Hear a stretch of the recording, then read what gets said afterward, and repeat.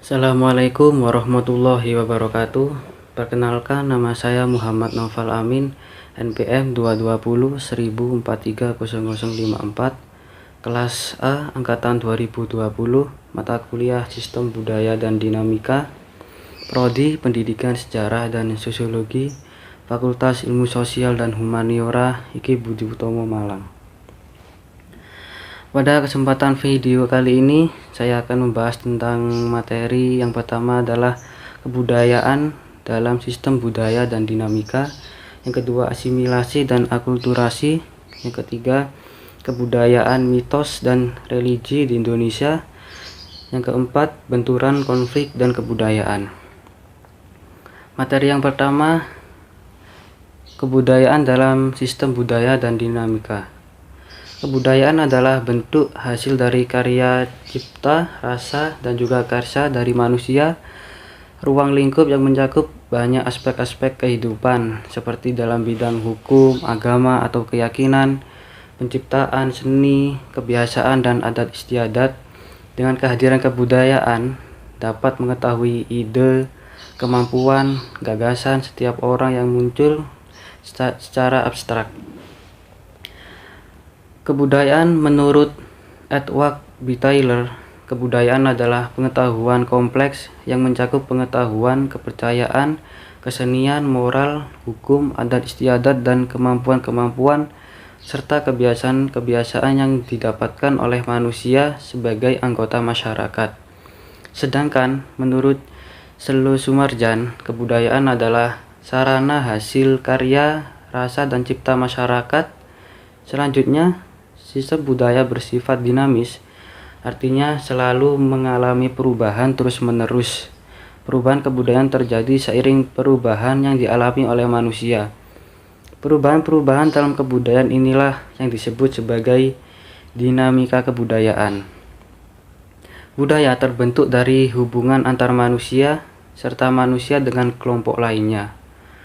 Masyarakat menjadi lebih berpola yang berupa kearifan lokal di suatu lingkungan masyarakat. Menurut J.J. Haningman, membagi 3 wujud kebudayaan. Yang pertama, ide atau gagasan. Bersifat abstrak dan tempatnya ada di alam pikiran tiap warga pendukung budaya yang bersangkutan sehingga tidak dapat diraba atau difoto. Wujud budaya dalam bentuk sistem gagasan ini biasa juga disebut sistem nilai budaya. Yang kedua, aktivitas atau perilaku. Berpola menurut ide atau gagasan yang ada. Wujud perilaku ini bersifat konkret, dapat dilihat dan didokumentasikan. Yang ketiga, artefak atau berupa benda. Kebudayaan dalam wujud konkret ini disebut kebudayaan fisik, contohnya bangunan-bangunan seperti candi, piramida, menhir, alat rumah tangga seperti kapak, perunggu, gerabah, dan lain-lain. Unsur kebudayaan universal maksudnya adalah kebudayaan yang bersifat menyeluruh, artinya tidak ada masyarakat yang memiliki budaya. Unsur universal dalam budaya ada 7, diantaranya yang pertama, sistem bahasa.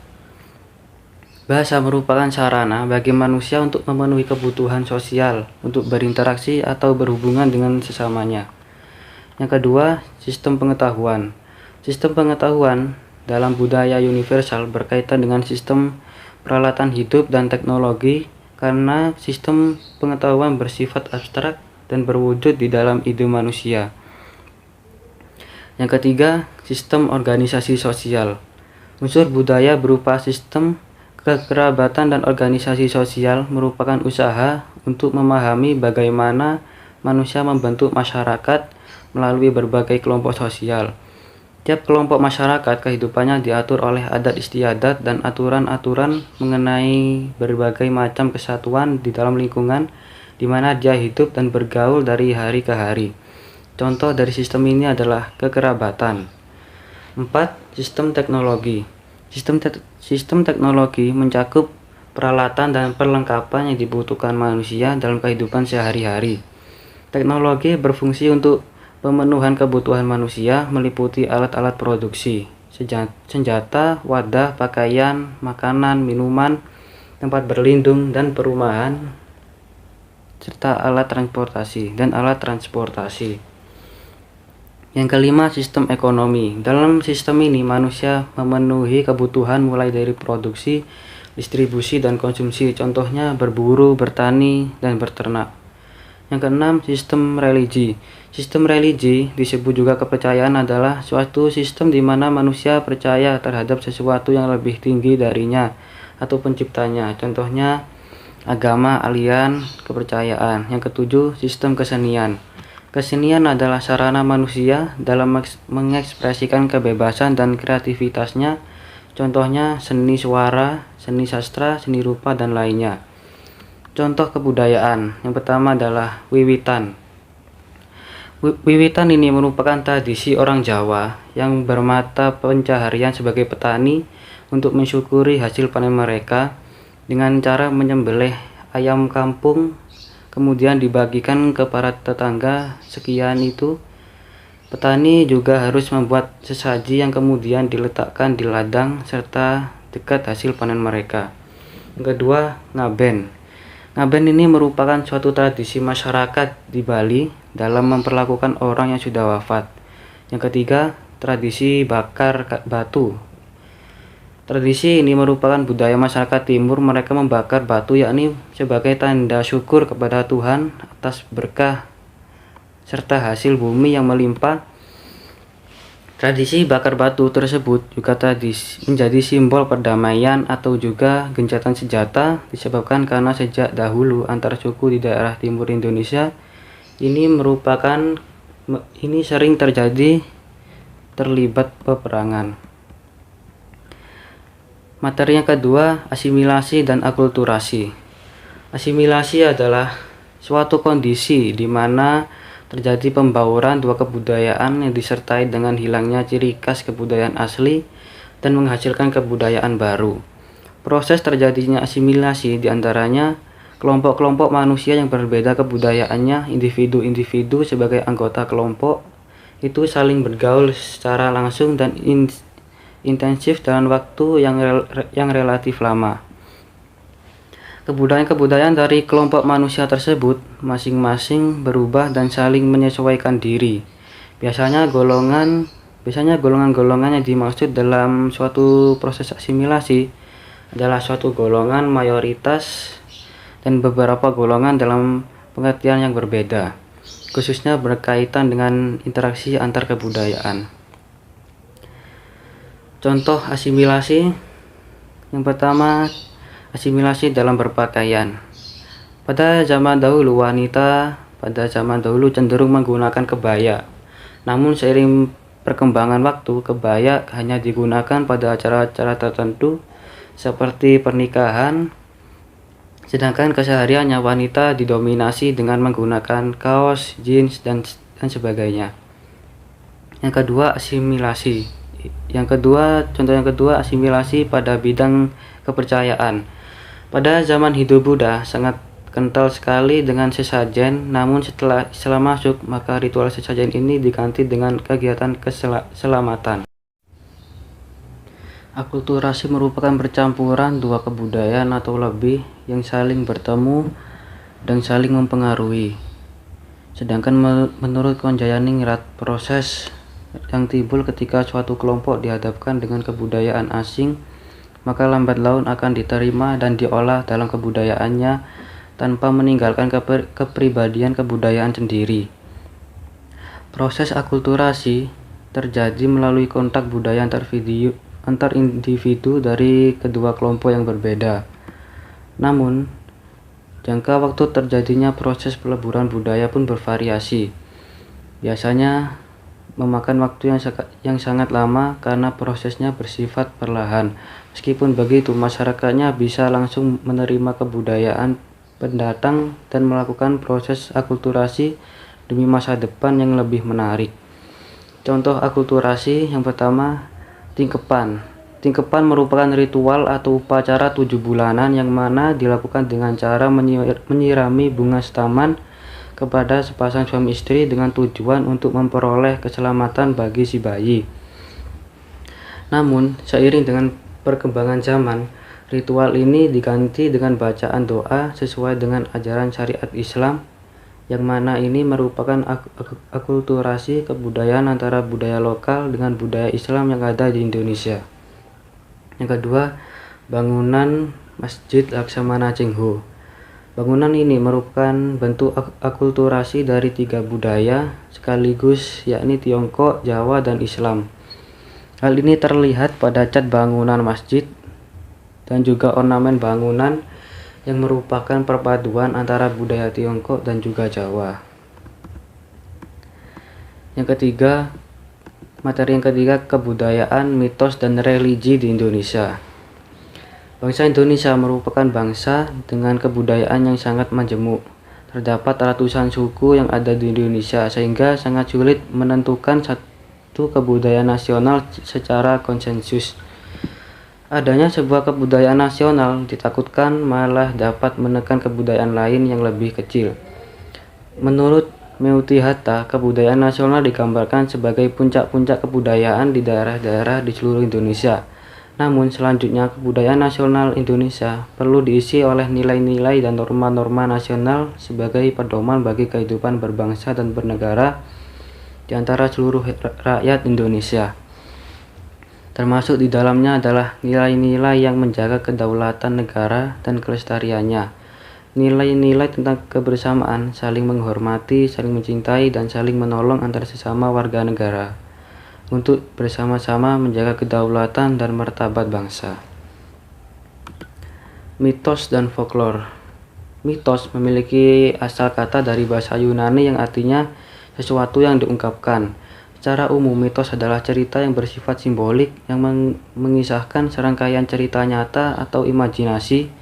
Mitos biasanya berupa kumpulan cerita yang dikisahkan secara turun-temurun pada setiap generasi di suatu kebudayaan ataupun bangsa.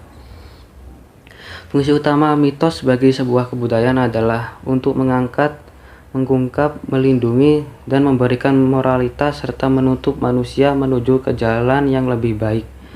Contoh mitos Nyi Roro Kidul, Jaka Tarub, Dewi Sri, Semar, dan Aji Saka.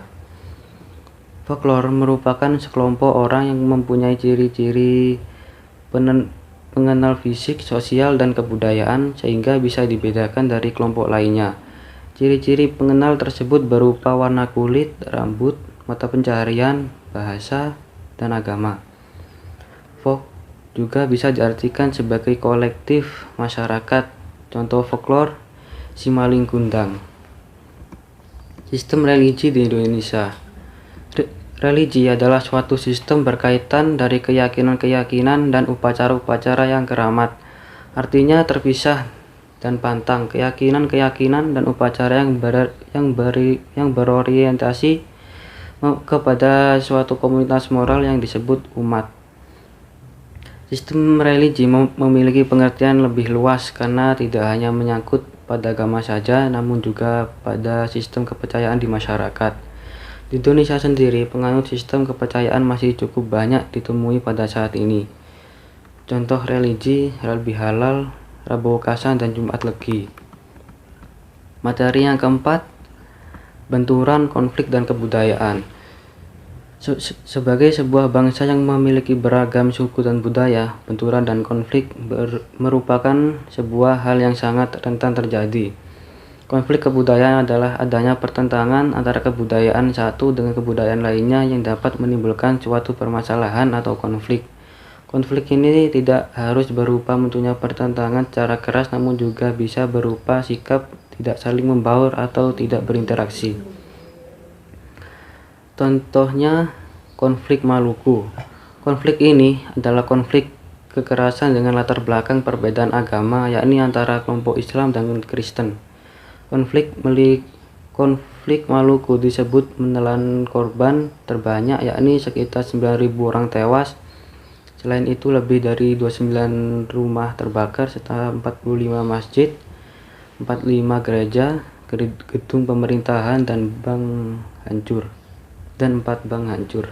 Rentan konflik yang terjadi juga paling lama, yakni sampai 4 tahun. Yang kedua, konflik Aceh. Dua konflik yang sampai sekarang ini masih terus belum terselesaikan adalah yang terjadi di daerah Aceh dan Irian Jaya. Kedua konflik tersebut menurut saya mengandung suasana politik yang di dalamnya terkesan ada dua faktor etnik. Dengan demikian merupakan faktor vertikal, yaitu antara daerah dan pusat, yang berlaku diusut pada bagian bawahnya terjadi faktor etnik. Faktor etnik dapat diusut ke beberapa tahun sebelum keadaan seperti yang sekarang bermula. Sepanjang yang dapat saya ketahui di tahun 1960-an pernah menjadi konflik antar etnik di Sinabang dan di Pulau Simelu. Pada waktu itu terjadi eksodus penduduk pulau tersebut yang berasal dari Tapanuli. Kemudian faktor etnik yang melahirkan kecemburuan sosial terjadi di daerah pertambangan di Aceh Timur yang timbul karena masyarakat setempat merasa dikucilkan dalam penerimaan tenaga kerja atau karyawan untuk proyek-proyek besar di daerahnya. Selain daripada kedua contoh di atas, para transmigrasi dari beberapa lokasi di Aceh dapat dilihat sebagai dampak dari ketidakselesaian etnik. Penyebab munculnya konflik yang pertama, kecemburuan sosial merupakan suatu kondisi di mana munculnya kelas-kelas sosial karena adanya perbedaan-perbedaan dalam kehidupan yang dapat memecah belah persatuan dan kesatuan bangsa. Yang kedua, sentimen kebudayaan. Yang ketiga, perubahan nilai-nilai kebudayaan akibat globalisasi. Misalnya globalisasi pada saat ini menyebabkan sejumlah budaya kerap dipaksa bertentangan dan modernisasi yang terjadi. Padahal pada dasarnya nilai budaya lokal dan budaya baru tetap bisa hidup secara berdampingan melahirkan sebuah bentuk budaya baru. Sebagai contoh masuknya pengaruh budaya tanpa adanya pertentangan antar kebudayaan. Contohnya musik seperti rock and roll, reggae, remix, dan sebagainya juga terlihat dari lirik-lirik lagu Indonesia yang sering dikombinasikan dengan bahasa-bahasa asing sehingga membuat orang Indonesia menyukai lagu-lagu barat. Yang kedua, kuliner merupakan makanan khas barat yang banyak disukai oleh orang Indonesia seperti pizza, yogurt, dan hotdog. Yang ketiga, bahasa negara timur mulai banyak disukai orang-orang Indonesia, contohnya yaitu banyak orang yang Indonesia yang mulai belajar bahasa Jepang dan Korea. Contoh di atas merupakan bukti bagaimana budaya asli diserap tanpa munculnya konflik. Walau begitu, bahkan berarti konflik ini tak ada sama sekali karena tidak saja terjadi konflik dengan kelompok lain. Sekian video dari saya. Apabila ada salah dari penyampaian materi atau salah kata, saya mohon maaf yang sebesar-besarnya. Assalamualaikum warahmatullahi wabarakatuh.